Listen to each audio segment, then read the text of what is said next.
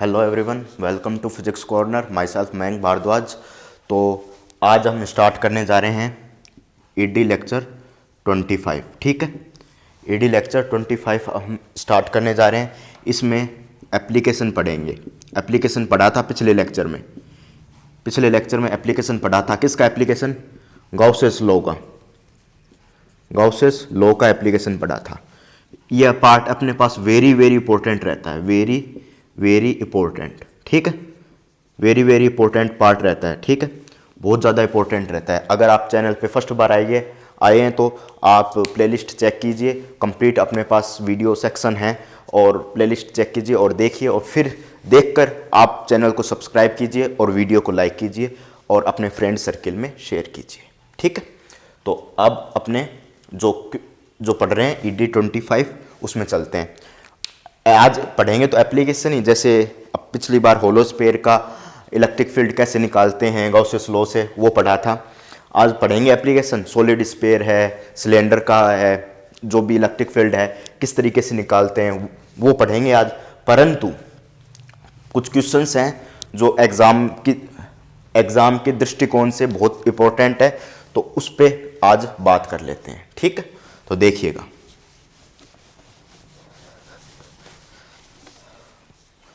तो देखिए क्या क्वेश्चन में क्या कह रहा है। Electric field determine the flux of electric field across the disc of radius a due to a point charge Q placed at a distance from centre of the disc. ठीक है, क्या कह रहा है वो समझोगे। सबसे पहले आपको फ्लक्स कैलकुलेट करना है।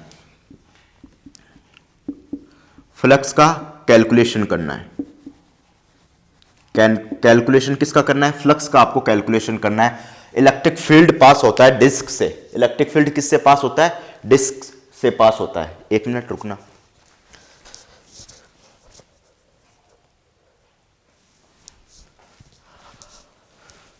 आपके पास फ्लक्स किससे पास होता है? डिस्क से पास होता है। ठीक है, डिस्क से क्या इलेक्ट्रिक फील्ड लाइंस पास होती है।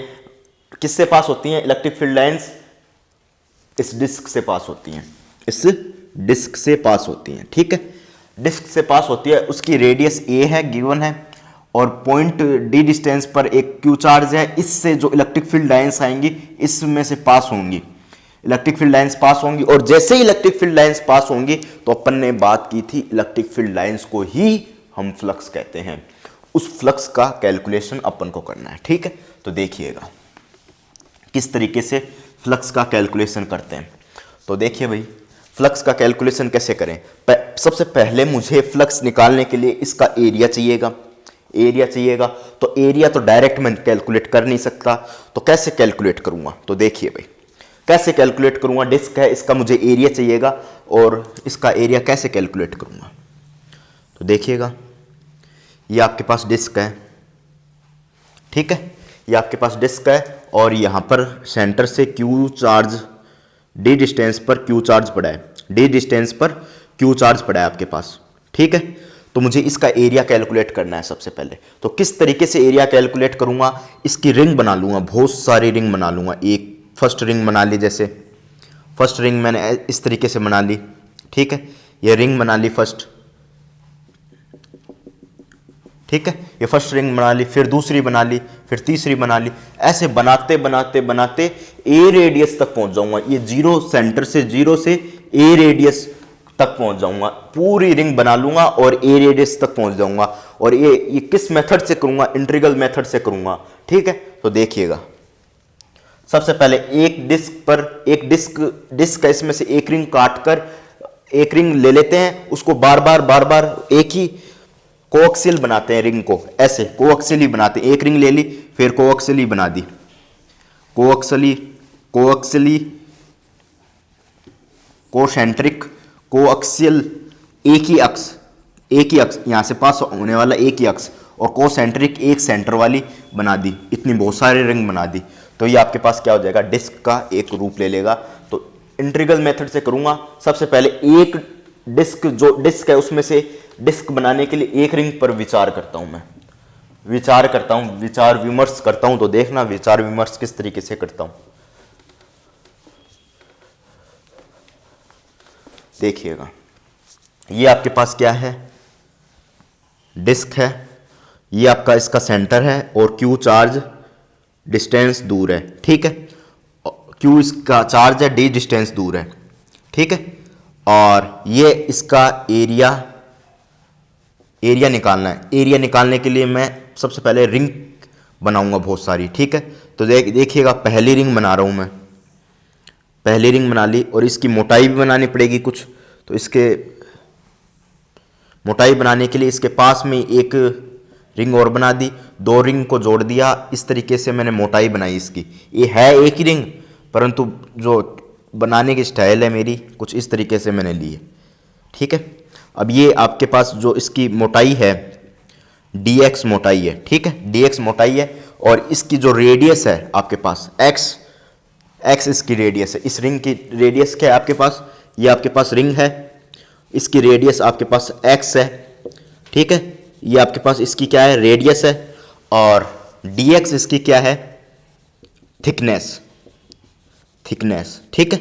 dx इसकी क्या है, थिकनेस है। और अब कैलकुलेट करते हैं। और यहां से जो मैंने यहां पर एलिमेंट काटा है वहां से ये डिस्टेंस r हो जाएगी। एक एलिमेंट काटूंगा इस डिस्क पर और इसको कंप्लीट बनाऊंगा बार बार, तो आपके पास ये रिंग की क्या बन जाएंगी, बहुत सारी रिंग एक साथ रखूंगा तो क्या बन जाएंगी, डिस्क बन जाएंगी, ठीक है। तो देखिएगा, मिटाऊं भाई। अब यहां से इलेक्ट्रिक फील्ड पास होगा, देखिएगा इलेक्ट्रिक फील्ड यहां से पास होगा, ये चार्ज क्यू है तो इस तरीके से इलेक्ट्रिक फील्ड पास होगा, इलेक्ट्रिक फील्ड की डायरेक्शन, ठीक है। थोड़ा समझना ध्यान से, ये आपके पास इलेक्ट्रिक फील्ड की डायरेक्शन, ठीक है, ये आपके पास इलेक्ट्रिक फील्ड की डायरेक्शन। और इस रिंग के क्रॉसपोंडिंग इसका यूनिट वेक्टर एरिया, इसका यूनिट वेक्टर शो करेगा, इसकी एरिया वेक्टर इसकी परपेंडिकुलर डायरेक्शन या यूनिट वेक्टर इसकी डायरेक्शन को शो करेगा। तो इसके परपेंडिकुलर एक एन कैप इसकी डायरेक्शन को शो करेगा। ये एंगल थीटा लिया है तो अपन ने यहां थीटा बोल दीजिए, यहां से ये थीटा बोल दीजिए, ठीक है। ये एंगल थीटा लिया है तो यहां पर थीटा एंगल है, तो यहां पर भी आपके पास क्या थीटा एंगल आ जाएगा, ठीक है। और मुझे फ्लक्स निकालने के लिए एरिया वेक्टर है उसका यूनिट वेक्टर की डायरेक्शन और जो आपके पास इलेक्ट्रिक फील्ड है उसकी डायरेक्शन का पता होना चाहिए। तो आप कैलकुलेशन किस तरीके से करोगे, ई dot D A vector close और 0 से कितनी लिमिट लगाओगे, 0 से ए, पूरा रेडियस कवर करना है, 0 से ए तक आपको जाना है। तो फ्लक्स कैलकुलेट करने का ये मेथड रहेगा, ठीक है। अब मैं क्या करूं, इलेक्ट्रिक फील्ड निकालूं सबसे पहले। तो electric field due to this charge, electric field due to this charge when we can apply electric field. देख, so you can see on board, okay, what is here r, what is r, r is nothing but d square plus x square by Pythagoras theorem. We can apply here Pythagoras theorem, ठीक है। then what is r, r equal to D square plus X square, okay, ठीक है। तो यहां पर apply करते हैं। तो E equal to Q upon 4 pi epsilon naught, इसका स्क्वायर कर दीजिएगा तो क्या आ जाएगा आपके पास, D square plus X square, ठीक है। ये आपके पास इलेक्ट्रिक फील्ड आ गया। अब इसका डॉट प्रोडक्ट हटाओगे तो क्या बनेगा वो देखोगे। मैं इसको मिटा देता हूँ, मिटाने की जरूरत नहीं है, नीचे लिख देता हूँ। अब इसका डॉट प्रोडक्ट हटाओगे, 0 से ए, ई का magnitude cos theta D A vector, ठीक है। कोस थीटा आएगा आपके पास, बिल्कुल भाई कोस थीटा आएगा। यहां से देखोगे तो कौन सा कंपोनेंट इसमें फ्लक्स को बनाएगा, तो ये वाला कंपोनेंट फ्लक्स को बनाएगा, ये वाला कंपोनेंट फ्लक्स को बनाएगा, ये वाला कंपोनेंट फ्लक्स को नहीं बनाएगा, क्योंकि फ्लक्स जो क्यू चार्ज से टर्मिनेट हो रहे हैं, क्यू चार्ज से दूर जा रहे हैं, अवे जा रहे हैं। इलेक्ट्रिक फील्ड लाइंस जो अवे जा रही हैं वो इस पे से जाएंगी, तो फ्लक्स कौन बनाएंगी, जो इससे पास आउट होंगी, वो फ्लक्स बनाएंगी। ये फ्लक्स नहीं बनाएंगी, ये कंपोनेंट फ्लक्स नहीं बनाएगा, ये वाला बनाएगा। तो थीटा के साथ वाला ये वाला कंपोनेंट क्या कहलाता है, कोस थीटा कहलाता है। तो वैसे भी कोस थीटा होगा, अगर वेक्टर अलजेब्रा से ई डॉट डी ए करोगे, डॉट प्रोडक्ट हटाओगे, तब भी आपके पास क्या आएगा, कोस थीटा आएगा। ठीक है, तो देखिएगा अब आपके पास E A vector, D A vector, area vector मैं बता देता हूं क्या है। तो इस रिंग की सरकमफेरेंस कितनी है, 2 pi x multiply thickness dx को मल्टीप्लाई कर दिया। 2 पाई एक्स तो इसकी सरकमफेरेंस है, परिधि वो है, तो परिधि एक डायमेंशन होगी और थिकनेस दूसरी डायमेंशन होगी, और दो डायमेंशन को फिलहाल मैं यहां पर एरिया बोलूंगा, बोलते भी एरिया ही है। तो इसको 2 पाई एक्स dx आपके पास क्या आ गया, एरिया आ गया। तो इसकी जगह एरिया कंपोनेंट यहां पर रख दोगे और इलेक्ट्रिक फील्ड वाला कंपोनेंट यहां रख दोगे। अब मैं कोस थीटा की बात करूं तो कोस थीटा क्या होगा, बेस अपॉन हाइपोटेन्यूज।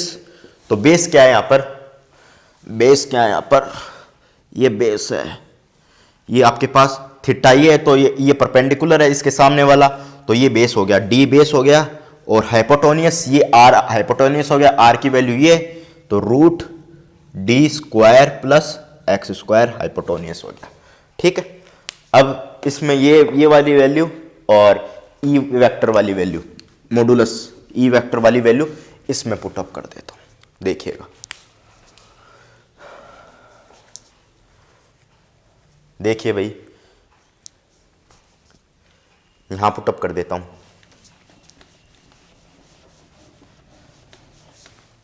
देखिएगा आपके पास 5 फ्लक्स क्या आएगा, सारी वैल्यू जाके मैं यहां पर पुटअप कर रहा हूं, यहां पर पुटअप कर रहा हूं, सारी वैल्यू जाकर यहां पर पुटअप कर रहा हूं। ठीक है, यहां जाइएगा। ठीक है, जो कंप्लीट देखता है वीडियो उसको पता होगा, मैं पहले यहां पर काम करता हूं फिर यहां पर करता हूं। ठीक है, तो देखिएगा आपके पास फ्लक्स क्या होगा, फ्लक्स इक्वल टू क्या हो जाएगा, डी फाई, ये फाई। ठीक है, डी फाई आपके पास फ्लक्स की वैल्यू इस तरीके से निकालोगे, पहले डी फाई करोगे और फिर फाई आएगा। ठीक है, इस तरीके से फ्लक्स आएगा। फाई कैसे आया, डी फाई का इंटीग्रल कर दिया।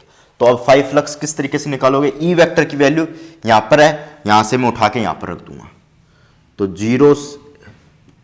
जीरो से ए, ई वेक्टर की value Q upon 4 pi epsilon naught D square plus X square, और कोस थीटा की value D upon root D square plus X square, और डी ए वेक्टर की value 2 pi X D X multiply 2 pi X D x.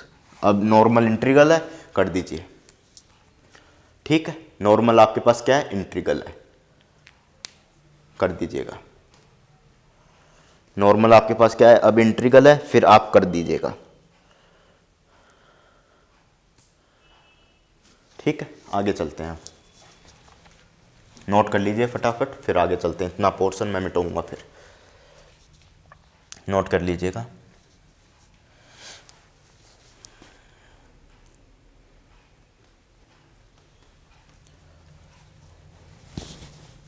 चले मैं आगे चले, तो देखिए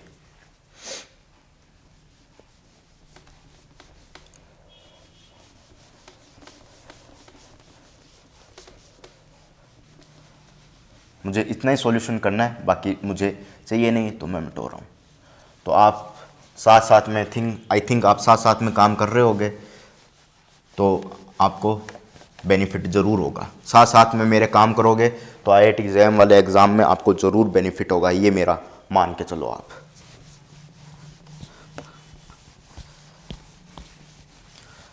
$50 नंबर कहीं नहीं जाने IIT एग्जाम में। ठीक है, तो देखिएगा फाई इक्वल टू क्या हो जाएगा, अब कर दीजिए, 2 पाई है, यहाँ पर 4 पाई है, तो 1/2 आ जाएगा, क्यू डी मल्टीप्लाई में ही, और नीचे अपसाइलन नोट है। ठीक है, नीचे अपसाइलन नोट है, यहाँ मल्टीप्लाई में रखो ना, 2 पाई एक्स डी एक्स। ठीक है, तो आपके पास क्या आ जाएगा, 2 पाई से पाई कैंसिल, यहाँ नीचे 2 आ जाएगा, और क्यू डी है ही, नीचे अपसाइलन नोट आ जाएगा, और बचेगा क्या, 0 से ए, और क्या बचेगा आपके पास, 0 से ए, देखिएगा एक्स डी एक्स, और ये कितने हो जाएंगे, root D square plus X square, ये एक D square plus X square, ये रूट में, तो आपके पास कितना बचेगा, D square plus X square की पावर 3/2। ठीक है, अब क्या मानोगे इसको, इस इंटीग्रल को सोल्व करने के लिए नीचे वाले को टी मान लीजिए, D square plus X square को क्या मान लोगे, टी स्क्वायर मान लीजिए, और 2x dx क्या हो जाएगा 2t dt, 2 से 2 cancel, x dx t dt। ठीक है, नोट कीजिएगा इतना, फिर अपन x dx की जगह t dt लिख देंगे। ठीक है, तो देखिएगा ये अपन ने क्या माना है, ये लेट। ठीक है, तो देखिएगा पाई इक्वल टू क्या आ जाएगा Q D upon 2 epsilon naught 0 से a, x dx की जगह क्या आ जाएगा t dt, और D square plus X square की जगह क्या आ जाएगा, D square plus X square की जगह टी स्क्वायर की पावर 3/2, 2 से 2 कैंसिल, तो क्या बचेगा phi equal to Q D 2 epsilon naught 0 से a और T D T upon T की power cube, T upon T cube. ठीक है, नोट कीजिएगा, यहाँ लिख लेते हैं, ये मानना तो ये लिख देते हैं, D square plus X square को क्या मानना है, टी स्क्वायर माना है, D square plus X square का रूट को आप टी मान लीजिएगा। ये टी की वैल्यू आगे पुटअप करनी पड़ेगी ना। ठीक है, देखिएगा आगे सोल्व करते हैं।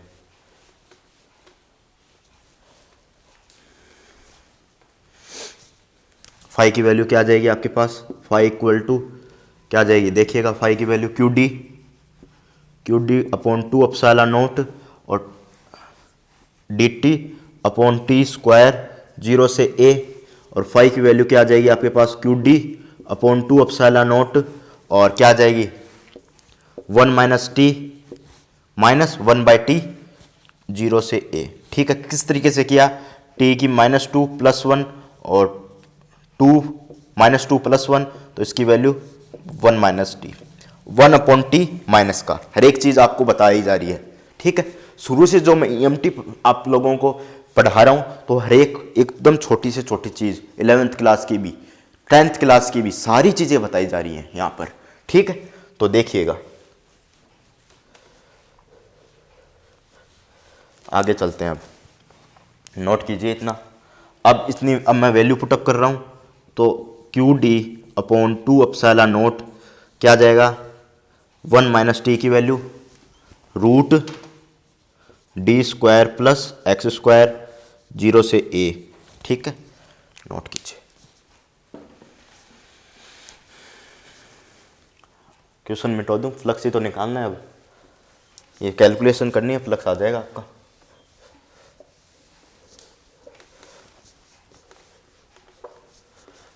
अपनी पावर बढ़ाओ, अब क्वेश्चन सोल्व करो बस।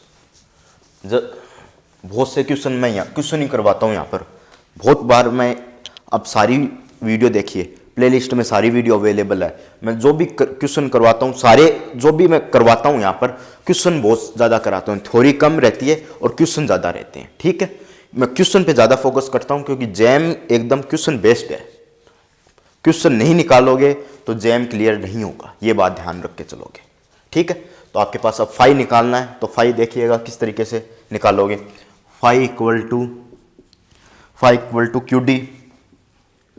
Q D upon 2 epsilon naught, और क्या आ जाएगा आपके पास, सबसे पहले a रख दीजिए minus root D square plus a square minus, और ये भी माइनस है तो माइनस माइनस प्लस हो जाएगा रूट डी स्क्वायर, क्योंकि अब 0 रखना है, ये लोअर लिमिट रखेंगे 0। ठीक है, ये आ जाएगा, तो फाई की वैल्यू क्या आ जाएगी आपके पास Q D upon 2 epsilon not.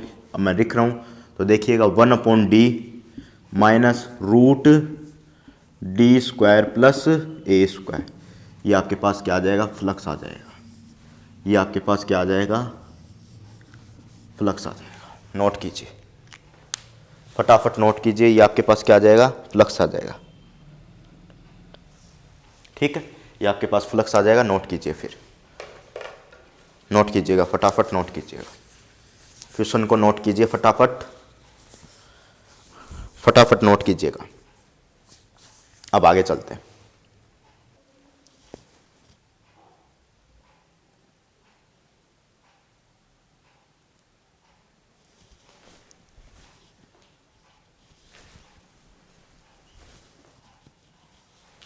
देखिएगा, अब आगे चलते हैं।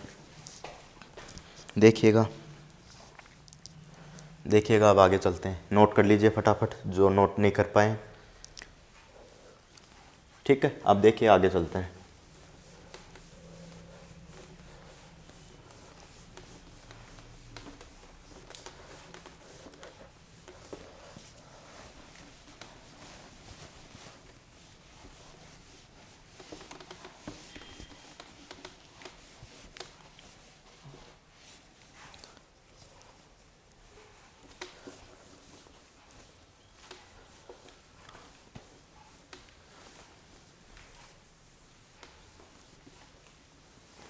ठीक है, नेक्स्ट मैं क्वेश्चन ले रहा हूँ, वो देखिएगा, इम्पोर्टेंट है। देखिएगा, इम्पोर्टेंट क्वेश्चन है। ठीक है, वो गाउसियंस लॉ पे। तो सबसे पहले मैं गाउसियस लॉ की जो आपके पास गाउसियस लॉ की क्या है, गाउसियस लॉ के आपके पास गाउसियन सरफेस बनाने की जो कंडीशन है,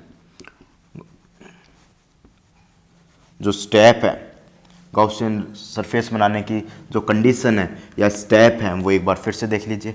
स्टेप फर्स्ट मैं लिख नहीं रहा हूँ। सबसे पहले आपके पास गाउसियन लॉ लिखिएगा। कहीं भी गाउसियन लॉ अप्लाई करना है तो सबसे पहले क्या लिखिए, गाउसियन लॉ लिखिए। According to given shape and condition, according to given shape and condition you can make Gaussian surface. आपके पास जो कंडीशन गिवन होगी और शेप गिवन होगी, उसके अकॉर्डिंग आप गाउसियस लॉ बनाओ, क्या बनाओगे, गाउसियस सरफेस बनाओगे। Third step, remove dot product, और कोई भी कोस थीटा आपके पास, आप डॉट प्रोडक्ट रिमूव करोगे तो कोस थीटा आएगा। ठीक है, और फिर इसको जो मैग्नीट्यूड होगा इसको इंटीग्रल से बाहर लोगे। अब कोस थीटा भी आपके पास दो टाइप का होगा। जैसे आप रिमूव करोगे तो देखिए मैं रिमूव कर देता हूं, ई कोस थीटा, ये तो बहुत बार कर चुके हैं, पिछले सवाल में भी ऐसे रिमूव किया था डॉट प्रोडक्ट को। ठीक है, Q enclosed upon epsilon naught. अब कोस थीटा है तो यहां पर थीटा की वैल्यू दो हो सकती है, 0 या पाई। 0 का मतलब डीजे ग्रिफिथ सर की बुक है, वहां पढ़िएगा, पैरेलल है, और इसका मतलब एंटी पैरेलल। ठीक है, इसका मतलब एंटी पैरेलल, इसका मतलब पैरेलल। अब इसको बाहर ले लीजिएगा, बाहर कहां लिया है,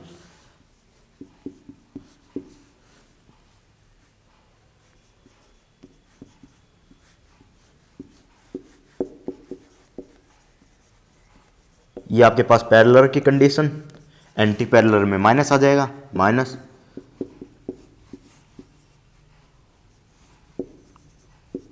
ये आपके पास एंटी पैरेलल की कंडीशन।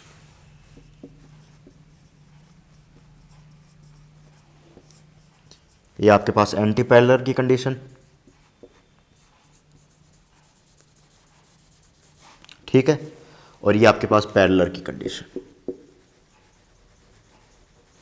ठीक है, ये एंटी पैरेलल की कंडीशन, क्योंकि यहां पर थीटा की वैल्यू क्या हो गई, 0 डिग्री। तो cos 0 की वैल्यू क्या होती है आपके पास, cos 0 की वैल्यू 1 होती है, और cos पाई की वैल्यू क्या होती है, -1 होती है। ये आपके पास एंटी पैरेलल, ये आपके पास पैरेलल। इस तरीके से फिर आगे कैलकुलेशन करोगे जिससे आपको सॉल्यूशन मिल जाएगा। ये स्टेप्स हैं कुछ एकदम मोटा मोटी। और गाउसियन सरफेस बनाने का एक रूल महत्वपूर्ण है, क्लोज होनी चाहिए। जब भी आपके पास गाउसियस लॉ अप्लाई होगा, सिमेट्रिक होनी चाहिए, सिमेट्रिक होनी चाहिए। ठीक है, सिमेट्रिक होनी चाहिए, और एंगल जो भी आपके पास एंगल दे रहे हो थ्रू आउट आपके पास कांस्टेंट होना चाहिए। कांस्टेंट का मतलब ये बरकरार है तो ये बरकरार रहना चाहिए, ये बरकरार है तो ये बरकरार रहना चाहिए, 0 बरकरार है तो 0 बरकरार रहना चाहिए, पाई बरकरार है तो पाई बरकरार रहना चाहिए। ठीक है, और मैंने पिछली वीडियोस में ये डिस्कस किया था कि आपके पास 0 डिग्री एंगल होता है, पाई डिग्री एंगल होता है, और पाई/2 होता है। अगर आप कांस्टेंट नहीं लेना चाहते तो आप 0 डिग्री, पाई डिग्री और पाई/2 डिग्री। और सर डीजे ग्रिफिथ ने या फिर यूँ मान लीजिए जो कॉन्सेप्ट उन्होंने बताया कि उसमें π/2 नहीं होगा, और π/2 नहीं होगा, इसके जो प्रॉब्लम्स का डिस्कशन हम करेंगे वो सिलेंड्रिकल शेप होगी। जो आपके पास गाउसेस लॉ लगाएंगे उसमें सिलेंड्रिकल शेप होगी सारी, उसमें गाउसेस लॉ लगाएंगे जब उस बात का पता चलेगा। ठीक है, ये आपके पास दो वैल्यू होनी चाहिए, 0 और पाई। ठीक है, अगर आपके पास कांस्टेंट ना हो पाए कोई भी एंगल, तो 0 या पाई तो मस्ट होना चाहिए। ठीक है, इसका मतलब क्या हो जाएगा, मस्ट, इन दोनों का मतलब कोई भी सरफेस है, ये सरफेस का आपके पास क्या है, डीए इसका परपेंडिकुलर डायरेक्शन में यूनिट वेक्टर है जो इसकी डायरेक्शन को शो करता है। परपेंडिकुलर सरफेस से क्या है, परपेंडिकुलर है, आउटसाइड है, सरफेस से आउटसाइड है, तो डीए वेक्टर। ठीक है, अब इलेक्ट्रिक फील्ड लाइंस ऐसे हो, यानी आपके पास ये बॉडी प्लस चार्ज्ड हो, तो आपके पास बाहर की तरफ इलेक्ट्रिक फील्ड लाइंस होगी, अवे होंगी इलेक्ट्रिक फील्ड लाइंस, क्या होंगी, अवे इलेक्ट्रिक फील्ड लाइंस होंगी, और ये दोनों एक दूसरे के पैरेलल हो जाएंगे, तो पैरेलल की कंडीशन में क्या आ जाएगा, 0 डिग्री आपके पास आ जाएगा। ठीक है, अब एंटी पैरेलल में क्या करेगा, ये माइनस डिग्री हो जाएगा, ये आपके पास क्या हो जाएगा, माइनस, तो आपके पास इलेक्ट्रिक फील्ड लाइंस इसके अंदर जाएंगी, जो माइनस होती हैं तो टुवार्ड्स आपके पास क्या जाती हैं, इलेक्ट्रिक फील्ड लाइंस जाती हैं, टुवार्ड्स आपके पास क्या जाती हैं, इलेक्ट्रिक फील्ड लाइंस जाती हैं। जब टुवार्ड्स जाती हैं तो एंटी पैरेलल यानी पाई आपके पास एंगल होगा। ठीक है, तो देखिएगा, अब आगे चलते हैं, देखिएगा, अब देखिए, अब आगे चलते हैं। इतना गाउसेस लॉ होगा, कोई भी शेप होगी, कोई भी आकृति होगी, और जिस पे अपन को कंडीशन सहित कोई भी पॉइंट पर इलेक्ट्रिक फील्ड निकालना है मैनुअल, उसके लिए ये गाउसेस लॉ की पूरी प्रोसेस है। ठीक है, अब आगे चलते हैं।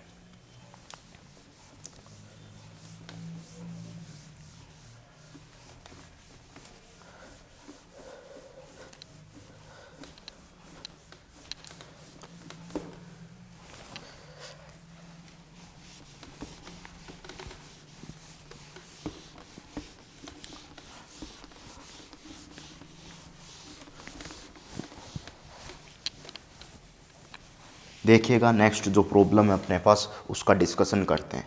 तो देखिएगा, नेक्स्ट जो प्रॉब्लम है अपने पास, सॉलिड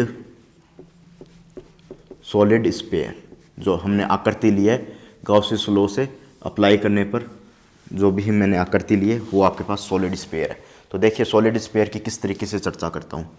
तो क्वेश्चन में आपको ऐसा सॉलिड स्फीयर दिया जाएगा, क्वेश्चन में आपको कुछ इस तरीके से सॉलिड स्फीयर है, पूरा चार्ज्ड है, पूरे सरफेस पर ये चार्ज्ड है ये। ठीक है, पूरे सरफेस पर ये क्या है, चार्ज्ड है।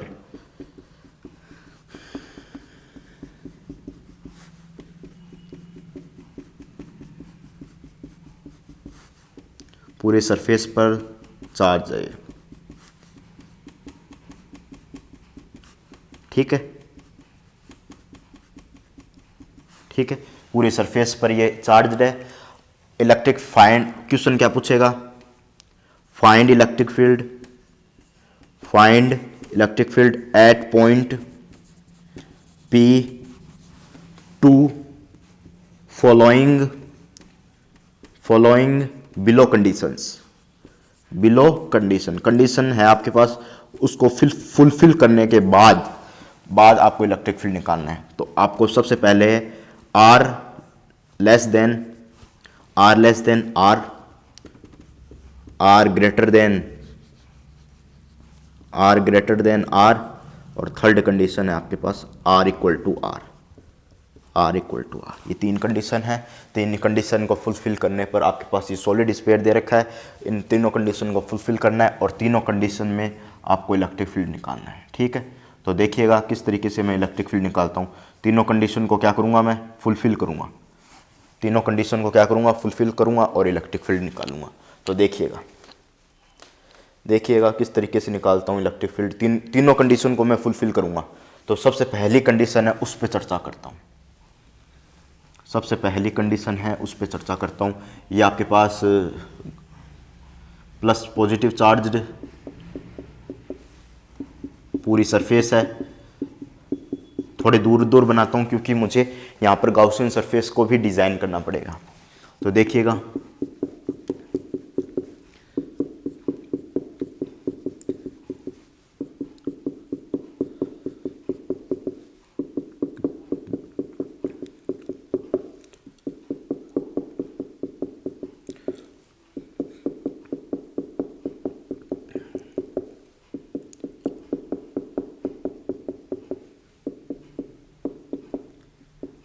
ठीक है, ये आपके पास सॉलिड स्फीयर हो गया। अब नीचे में ये आर रेडियस का है, थोड़े से मैं रंग अलग बदल देता हूँ। ये ब्लू रंग है, वो देखना, ये आपके पास आर रेडियस का है।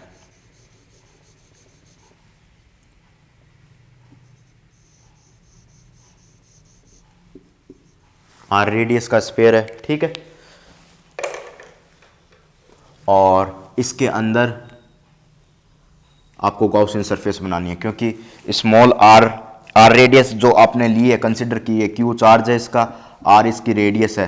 तो जो आपने कंसिडर की है, जो रेडियस आर बड़ी होनी चाहिए, जो स्मॉल चार्ज है ये आर है, स्मॉल आर है, वो तो गॉसियन सरफेस को डिनोट करता है, की रेडियस को डिनोट करता है, और बिग चार्ज है वो स्फीयर, सॉलिड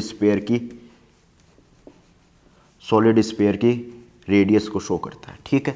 तो देखिएगा, अब ये आपके पास गॉसियन सरफेस आ गई, ये आपके पास अंदर वाली गॉसियन सरफेस आ गई, और ये आर स्मॉल आर चार्ज हो गया, ठीक है। इसको भी उसी रंग से बना देता हूँ, देखिएगा।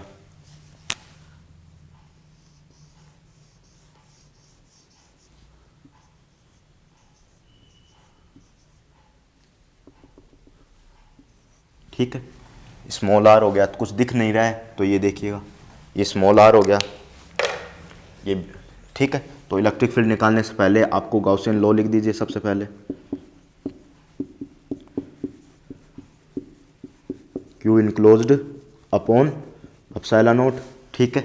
अब मैं गॉसियन सरफेस है, ये अंदर अपने पास गॉसियन सरफेस बनाई गई है, आर रेडियस बड़ी है और गॉसियन सरफेस वाली जो रेडियस है आर, स्मॉल आर वाली छोटी है। तो सबसे पहले मैं बात करूं क्यू इनक्लोज की, तो क्यू इनक्लोज की बात करूंगा तो आपके पास क्या आ जाएगा, पूरे जो आपके पास बड़ा स्फीयर है उसका आपके पास मैं साइड में लिख देता हूं थोड़ा, देखिएगा। जो आपके पास बड़े वाला स्फीयर है उसका जो आपके पास वॉल्यूम है, उस वॉल्यूम में कितने चार्ज हैं, क्यू चार्ज हैं।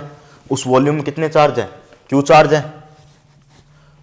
उस वॉल्यूम में कितने चार्ज है, क्यू चार्ज है। अगर एक वॉल्यूम में मैं एक कोई भी वॉल्यूम में चार्ज की बात करूं, एक स्मॉल वॉल्यूम में चार्ज यानी 1 सेंटीमीटर क्यूब है या मीटर क्यूब है या लीटर क्यूब है, जो भी आपके पास क्वांटिटी है, उसके अगेंस्ट मैं बात करूं तो Q upon 4π/3 pi R cube, ठीक है। अगर मैं जिस पे चार्ज अपने पास है, क्यू इनक्लोज क्या होता है, चार्ज जहां रहते हैं उसकी बात करते हैं। तो इस स्फीयर में चार्ज है, परंतु मुझे जो गॉसियन सरफेस लेनी है, केवल अंदर गॉसियन सरफेस लेनी है, यानी गॉसियन सरफेस का जो यहां पर एरिया लेना है वो डीए वेक्टर लेना है। तो आपके पास जो चार्ज इससे बाहर भी है, गॉसियन सरफेस से बाहर भी है, परंतु इंक्लूड कौन से चार्ज करने पड़ेंगे, गॉसियन सरफेस के चार्ज इंक्लूड करने पड़ेंगे। और जो गॉसियन सरफेस के चार्ज इंक्लूड होंगे वो स्वयं बॉडी या सिस्टम के चार्ज इंक्लूड माने जाएंगे, क्योंकि यहां पर जो क्यू इनक्लोज लिया जाता है रियल बॉडी या सिस्टम या निकाय का लिया जाता है क्यू इनक्लोज, और यहां पर इमेजिनरी गॉसियन सरफेस का डीए वेक्टर लिया जाता है। यहां तो मैं इमेजिनरी गॉसियन सरफेस का डीए वेक्टर ले लूंगा, परंतु क्यू इनक्लोज कौन सा लूं, क्यू इनक्लोज तो कंप्लीट ले नहीं सकता, क्योंकि गॉसियन सरफेस इतना ही घेराव कर रखा है, गॉसियन सरफेस ने इतना ही घेराव कर रखा है, r radius small r radius तक ही घेराव कर रखा है चार्ज का। तो अपन फिर स्मॉल आर रेडियस तक के चार्ज निकालेंगे, तो 4π/3 स्मॉल आर रेडियस तक के जो चार्ज हैं आपके पास, इस वॉल्यूम में चार्ज कितने होंगे आपके पास, 4π/3 pi R cube multiply Q upon 4π/3 pi R cube, ठीक है।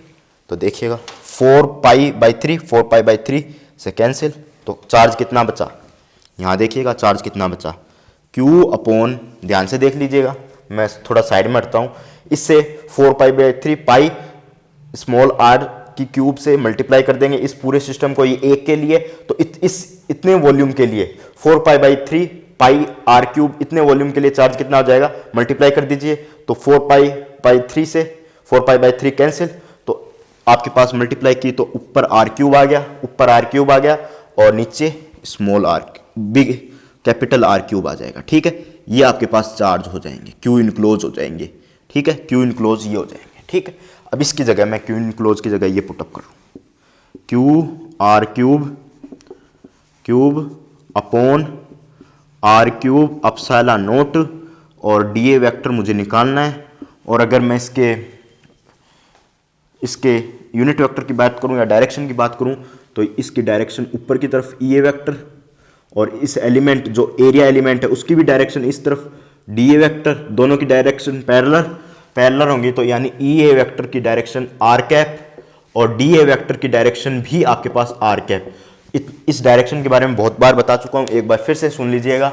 आपके पास ई ए वेक्टर की डायरेक्शन किस तरीके से निकालोगे, जो यूनिट अवे जाएंगे चार्ज, ई वेक्टर की डायरेक्शन क्या होंगे, जो पॉजिटिव चार्ज है उससे अवे जाएंगे, तो इलेक्ट्रिक फील्ड की डायरेक्शन ये आर कैप है, तो इसके इंक्रीमेंट की डायरेक्शन में यूनिट वेक्टर अपन कंसिडर करेंगे तो ये आपके पास आर कैप आ जाएगी। और डी ए वेक्टर की परपेंडिकुलर या आउटवर्ड टू द सरफेस, या सरफेस है उसके आउटवर्ड, आउटसाइड यानी आउटवर्ड या आउटसाइड, आउटवर्ड बोल दीजिए या आउटसाइड बोल दीजिए, आउटसाइड ये भी आर कैप हो जाएगा। तो आपके पास दोनों आर कैप, डॉट प्रोडक्ट होगा तो 1 हो जाएगा, दोनों का डॉट प्रोडक्ट होगा ई डॉट डी ए, थीटा की वैल्यू 0, थीटा की वैल्यू 0 और कोस 0 की वैल्यू 1। ठीक है, तो देखिएगा इसकी डी ए वेक्टर की जो गॉसियन सरफेस का एरिया है 4 पाई आर स्क्वायर। ठीक है, तो डी ए वेक्टर का मैग्नीट्यूड क्या आ जाएगा आपके पास, क्या आ जाएगा, ये आपके पास आर स्क्वायर से आर क्यूब है, तो यहाँ पर आपके पास आर क्यूब है तो यहाँ केवल आर बचेगा, क्यूब मल्टीप्लाई में, और आर क्यूब अपसाइला नोट और 4 पाई नीचे आ जाएगा। ठीक है, ये आपके पास मैग्नीट्यूड आ गया इसका। अब इसके वेक्टर फॉर्मेट में बात करते हैं, तो देखिएगा अब इतना मिटा दूँ, जरूरत नहीं है अपन को।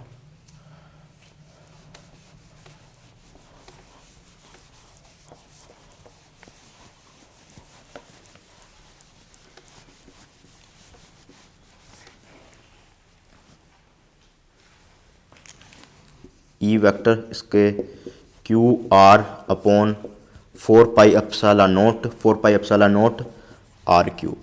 ठीक है, आर कैप इलेक्ट्रिक फील्ड की डायरेक्शन आर कैप।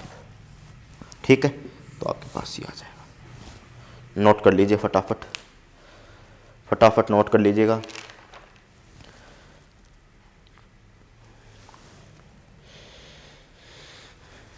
ठीक है, अब आगे चलते हैं।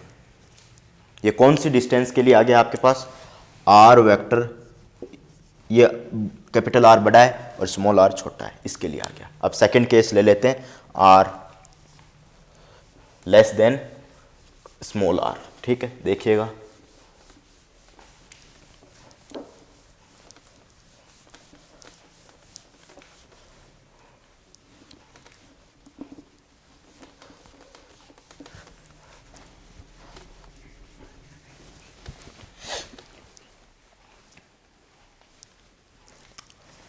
सेकंड केस है आपके पास ये वाला। ठीक है, तो देखिएगा इस केस में किस तरीके से आगे बढ़ते हैं।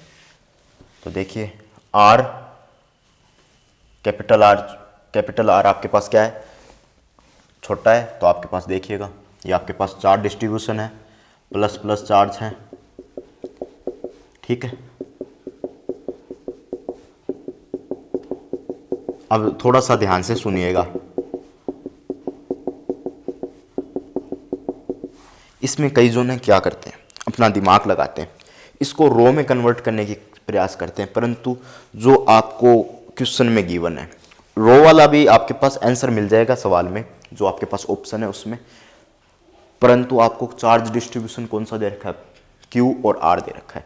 अगर रो आर आपको चार्ज डिस्ट्रीब्यूशन दे रखा होता तब इसमें रो में चेंज करते। रो में कैसे चेंज करते, rho equal to Q upon 4 pi by 3 R cube, और क्यू की जगह क्या पुटअप करते, rho 4 pi by 3 pi R cube, ये पुटअप करते, और जो आपके पास इलेक्ट्रिक फील्ड आता rho R by 3 epsilon naught R cap, इसमें पुटअप करके देखिएगा आपके पास इलेक्ट्रिक फील्ड क्या आएगा, ये आ जाएगा आर कैप। ठीक है, इसकी जगह पुटअप कीजिए रो 4 अपॉन 3 पाई आर क्यूब, तो 4 पाई से 4 पाई कैंसिल और 3 नीचे आ जाएगा, और अपसाइला नोट पहले से है ही, और आर क्यूब से आर क्यूब कट जाएगा, और कैपिटल जो स्मॉल आर है वो ऊपर आ जाएगा। ठीक है, ये आ जाएगा। परंतु इसका जो यूज है इस क्वेश्चन का, इसको अगर आएगा जब ही तो करोगे, या फिर कभी आपको दे दे कि कोई भी चीज मर्ज की जाती है, कोई भी दो बॉडी मर्ज की जाती है, दो आपके पास सॉलिड स्पेयर है, मर्ज किए जाते हैं, तो मर्ज करने पर आपके पास इलेक्ट्रिक जो आपके पास रो डेंसिटी देगा, उस टाइम जो डेंसिटी देगा रो डेंसिटी देगा, और इसको आप फाइंड करोगे। दो डेंसिटी दे सकता है, रो और एक माइनस रो। तो इलेक्ट्रिक फील्ड क्या आ जाएगा आपके पास, इस रो के कारण इलेक्ट्रिक फील्ड E1 और इस रो माइनस रो के कारण E2, और मैग्नीट्यूड E वेक्टर, और रो में दे रखा है, तो ये वाला आपके पास फॉर्मूला इलेक्ट्रिक फील्ड का यूज हो जाएगा। जो जब दो आपके पास स्पेयर मर्ज किए जाते हैं, जब net electric field E1 minus E2, अगर माइनस में रो दे रखा है, अगर प्लस में दे रखा है तो 2E वेक्टर, ये आपके पास आ जाएगा।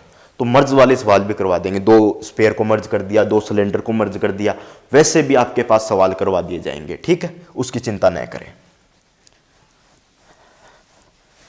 ठीक है, तो आगे चलते हैं। तो देखिएगा, ये आपके पास कॉन्फ़िगरेशन दे रखा है, तो अब इस कॉन्फ़िगरेशन पे बात करते हैं। स्मॉल आर है आपके पास, कैपिटल आर बड़ा है, तो देखिएगा सबसे पहले पॉइंट पी अंदर था, अब बाहर है। पॉइंट पी क्या है, बाहर। ये मान लीजिए ये पॉइंट पी है, तो इससे पास आउट कर दीजिए, आपके पास पास आउट कर दीजिए गॉसियन सरफेस, ये पास कर दिया अपन ने, ठीक है। अब इलेक्ट्रिक फील्ड निकालना है अपने को,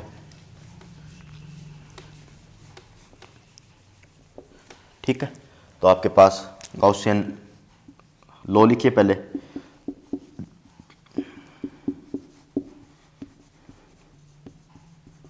अपॉन अपसाइलन नॉट, ठीक है। ई डॉट डी ए, बाहर, और आपके पास इसकी जो डायरेक्शन है इसके परपेंडिकुलर होगी, इलेक्ट्रिक फील्ड बाहर की तरफ होगा, और इसका परपेंडिकुलर एरिया भी इसका जो शो करेगा, आउटसाइड ही शो करेगा, इसका एरिया जो इसकी डायरेक्शन को शो करेगा, डी ए वेक्टर, ठीक है। और एक दूसरे के पैरेलल होंगे, तो थीटा इक्वल टू 0 डिग्री बनेगा, ठीक है। तो 0 बनेगा, कोस 0 की वैल्यू 0, तो आपके पास इतना आ जाएगा, ठीक है। अब क्यू इनक्लोज, ये आपके पास आर रेडियस है, और ये स्मॉल आर है, ये कैपिटल आर है, तो इसके अंदर है, इस रेडियस के अंदर आपके पास चार्ज डिस्ट्रीब्यूशन है।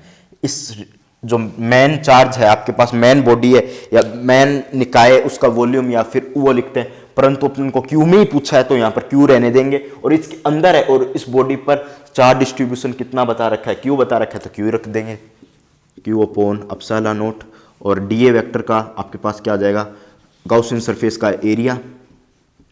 तो गॉसियन सरफेस का एरिया क्या हो जाएगा, गॉसियन सरफेस पूरी आर रेडियस की गॉसियन सरफेस है, ये आपके पास गॉसियन सरफेस है, तो इसका एरिया 4 पाई आर स्क्वायर हो जाएगा, 4 पाई आर स्क्वायर। तो लिख दीजिएगा 4 pi R square Q upon epsilon naught, तो ई ए वेक्टर क्या आ जाएगा, Q upon 4 pi epsilon naught are square, ठीक है। ये आपके पास आ जाएगा। अगर मैं फील्ड की बात करूं, r small capital r greater than या लेस देन कैपिटल आर नहीं स्मॉल आर, तो ये आपके पास Q upon 4 pi epsilon naught are square r cap, ये आपके पास इलेक्ट्रिक फील्ड आ जाएगा। नोट कर लीजिएगा, ये आपके पास क्या आ जाएगा, इलेक्ट्रिक फील्ड आ जाएगा।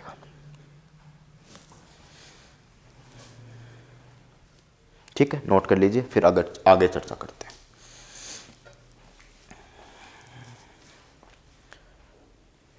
आर बराबर आर पे चर्चा करनी है तो इसी में कर देता हूँ मैं, इसी जो सर ये गिवन है बार बार बनाने की क्या ज़रूरत है, इसमें चर्चा कर देता हूँ। तो देखिएगा, ये आपके पास आर रेडियस है और यहीं पे ही मुझे पॉइंट पी गिवन है, तो यहीं पे मुझे गॉसियन सरफेस बनानी पड़ेगी। तो देखिए मैं इस तरीके से गॉसियन सरफेस बना देता हूँ। किस रेडियस पे बनाऊंगा, R plus epsilon goes to 0, radius total radius आपके पास क्या आ जाएगी, आर आ जाएगी। आर प्लस अपसाइला क्यों ले रहा हूँ, क्योंकि सारे चार्ज इसमें कवर हो जाएं। नहीं मैंने सरफेस पे ले लिया, 2-4 चार्ज बाहर रह गए तो दिक्कत आ जाएगी, तो आर प्लस अपसाइला ले लिया। अपसाइला गोज टू 0, अपसाइला गोज टू 0 की तरफ जा रहा है 0, लगभग 0 है, परंतु सारे चार्ज को कवर करने के लिए आर प्लस अपसाइला मैंने यहाँ पर कंसिडर कर लिया। ठीक है, तो इसे ये सारे चार्ज आपके पास क्या हो गए, कवर हो गए। तो देखिएगा यहाँ पर गॉसियस लॉ लगा दीजिए, मैं इसको मिटो के चलता हूँ। ये आपके पास गॉसियन सरफेस हो गई। ठीक है, अब गॉसियस लॉ लगा दीजिए इसके लिए।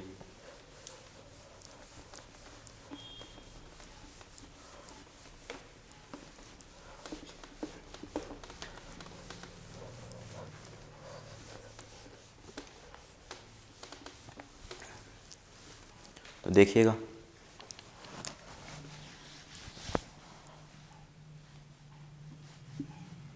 ई dot D A vector Q enclosed upon epsilon naught, ये आपके पास इसकी भी डायरेक्शन इस अवे होंगे, पॉजिटिव चार्ज है तो इलेक्ट्रिक फील्ड लाइंस अवे होंगी। और इसका यूनिट वेक्टर देखूं यानी इसका एरिया वेक्टर देखूं तो एरिया वेक्टर क्या होगा, आउटसाइड होगा, क्योंकि वही डायरेक्शन को शो करेगा। ठीक है, हर बार वही इंक्रीमेंट ऑफ रेडियस के अलोंग होगा। ठीक है, वही इंक्रीमेंट ऑफ रेडियस के अलोंग होगा, वो उसकी क्या हो जाएगी, यूनिट वेक्टर। और यूनिट वेक्टर आपको क्या शो करता है, डायरेक्शन को शो करता है।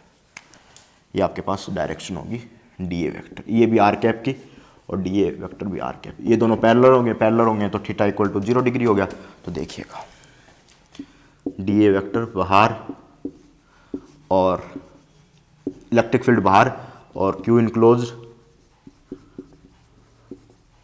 Upon epsilon not. Q enclose किसके बराबर हो जाएगा, क्यू के बराबर हो जाएगा, क्योंकि इस सरफेस के अंदर कितने, इस जो सिस्टम है कितने चार्ज डिस्ट्रीब्यूशन है, इसका क्यू ही चार्ज डिस्ट्रीब्यूशन है, तो क्यू अपॉन एप्सिलॉन नॉट। जो गिवन है चार्ज डिस्ट्रीब्यूशन वही है, क्योंकि बाहर अंदर कुछ सिस्टम गिवन है नहीं। ठीक है, सारे चार्ज कवर हो रहे हैं, सारे चार्ज कवर आपके पास सरफेस पे लिया गया है ये सिस्टम और सारे चार्ज कवर हो रहे हैं, तो क्यू आपके पास ले लीजिएगा। ठीक है, और इसकी रेडियस जो आपके पास एरिया एलिमेंट है 4 पाई आर स्क्वायर, क्योंकि आपके पास अब गाउसियन सरफेस पे बनी है, तो सरफेस पे बनी है तो आर रेडियस को मैं कवर करते हुए आर रेडियस को कवर करूंगा जब भी मैं सरफेस पे पहुंच पाऊंगा। ठीक है, ये वेक्टर क्या हो जाएगा आपके पास, q upon 4 pi epsilon naught are square. अगर मैं ई वेक्टर की बात करूं r बराबर r पे, तो q upon 4 pi epsilon naught are square r cap, ये आपके पास इलेक्ट्रिक फील्ड हो जाएगा। ठीक है, ये आपके पास इलेक्ट्रिक फील्ड हो जाएगा, नोट कर लीजिएगा, फटाफट नोट कर लीजिएगा।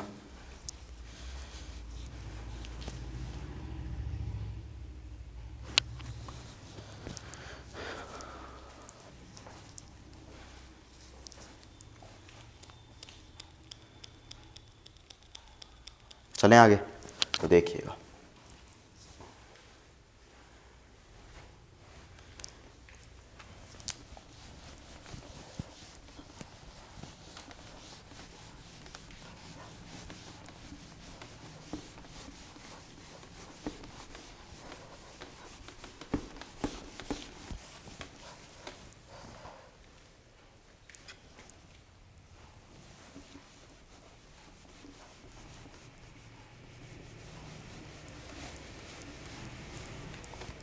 देखिएगा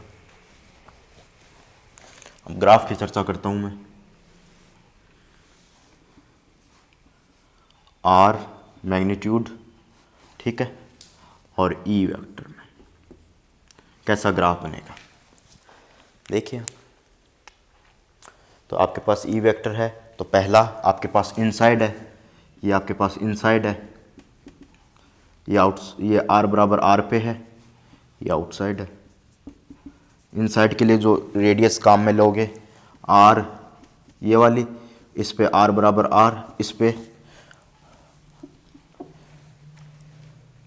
ये अंदर हो गया, ये गाउसियन सरफेस क्या हो गई, अंदर हो गई, और इस पे गाउसियन सरफेस बाहर हो गई। ठीक है, अब देखिएगा ये क्या है, ई के प्रोपोर्शनल है। ठीक है, मैग्नीट्यूड जो आर है इसके प्रोपोर्शनल है, यानी y बराबर एम एक्स प्लस सी को फॉलो कर रहा है, y बराबर एम एक्स प्लस सी को फॉलो कर रहा है, y directly proportional to x को फॉलो कर रहा है, तो सीधी लाइन आ जाएगी, यहां तक सीधी लाइन आ जाएगी। और r बराबर r पर, ये मैंने नीचे लाया हूं, प्रोजेक्ट किया हूं नीचे, तो ये आपके पास क्या हो जाएगा, इलेक्ट्रिक फील्ड यहां पर कितना हो जाएगा, electric field equal to q upon 4 pi epsilon naught are square r cap. ठीक है, ये इलेक्ट्रिक फील्ड आपके पास हो जाएगा। ठीक है, ये आपके पास इलेक्ट्रिक फील्ड हो जाएगा। ठीक, और इस पर इलेक्ट्रिक फील्ड इतना है, फिर इसके बाद में इलेक्ट्रिक फील्ड घटा है, कितने से घटा है, ये आपके पास सेकंड है, आर ग्रेटर देन आर है, तो ये वाला पोजीशन। ठीक है, इसमें इलेक्ट्रिक फील्ड किससे घटा है, electric field 1 upon r square से घटा है। तो आपके पास इस तरीके से ई वेक्टर 1/r² से, ठीक है। इस तरीके से करवा जाएगा। नोट कर लीजिए, फटाफट नोट कीजिएगा, फटाफट नोट कीजिए, फिर आगे चलते हैं।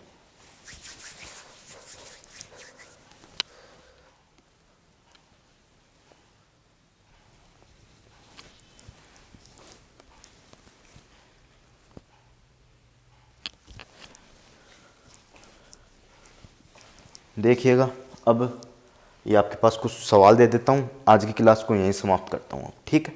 तो कुछ सवाल दे देता हूँ, देखिएगा।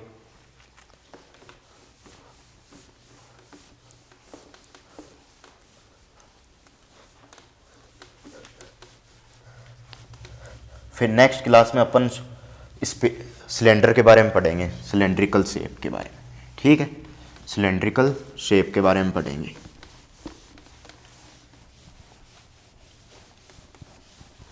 ठीक है, नेक्स्ट क्लास में सिलेंड्रिकल शेप के बारे में पढ़ेंगे।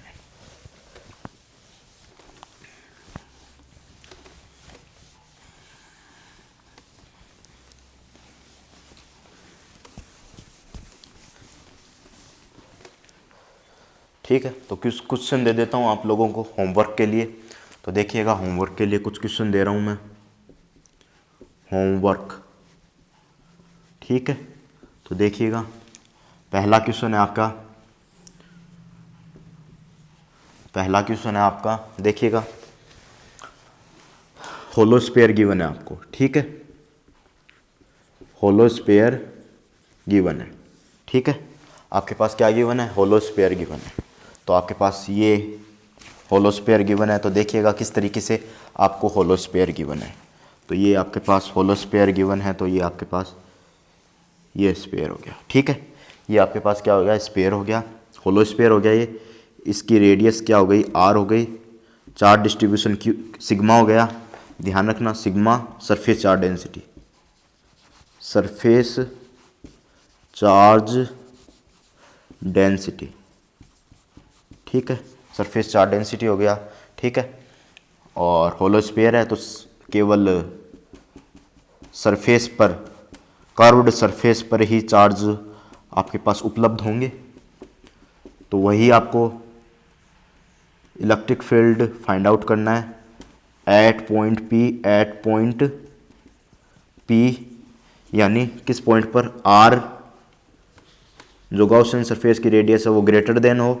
दूसरी आपके पास स्फीयर है, आपके पास होलोस्फीयर है, उसकी रेडियस ग्रेटर देन हो, आर इक्वल टू आर हो। फर्स्ट, सेकंड और थर्ड। नहीं आया तो चर्चा करेंगे, इजी है, कर लेना। अब इसी कोई सिग्मा सरफेस चार्ज डेंसिटी है, इसी कोई होलोस्फीयर है, इसी को नेगेटिव कर देता हूँ। होलोस्फीयर है, इसी को आपको नेगेटिव कर देता हूँ। ये आपके पास नेगेटिव चार्ज डेंसिटी है,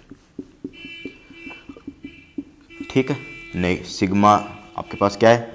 नेगेटिव सिग्मा है और रेडियस आर है, ठीक है। और इलेक्ट्रिक फील्ड फाइंड करना है पॉइंट पी पर, और कंडीशन आपके पास यही है, आर ग्रेटर देन आर, ये r greater than r, r equal to are.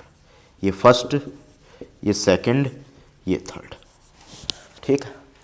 Fourth, third question, ये आपके पास सॉलिड स्फीयर का है। सॉलिड स्फीयर का क्वेश्चन है कुछ इस तरीके से। सॉलिड स्फीयर है, सबके अंदर चार्ज है पूरा,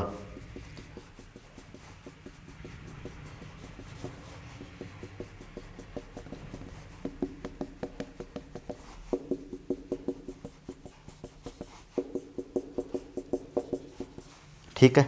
और रो चार्ज डेंसिटी है, आर रेडियस है। मैंने इसकी चर्चा भी की है, वीडियो में चर्चा भी की अपने लेक्चर सीरीज में। इलेक्ट्रिक फील्ड निकालना है आपको। ये आपके पास क्या है? Volume charge density. ये क्या है आपके पास?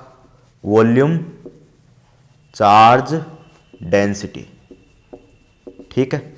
और इलेक्ट्रिक फील्ड निकालना है पॉइंट पी पर, और आर ग्रेटर देन आर, यही कंडीशन है, आर ग्रेटर देन आर और आर इक्वल टू आर। ये फर्स्ट, ये सेकंड, ये थर्ड। नोट कीजिएगा, ये होमवर्क है। ये आपके पास होमवर्क है, करना ज़रूर, ट्राई करना, बहुत अच्छा एक्सपीरियंस होगा।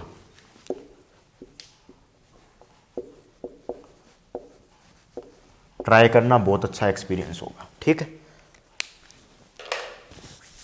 नोट कर लीजिए क्वेश्चन को।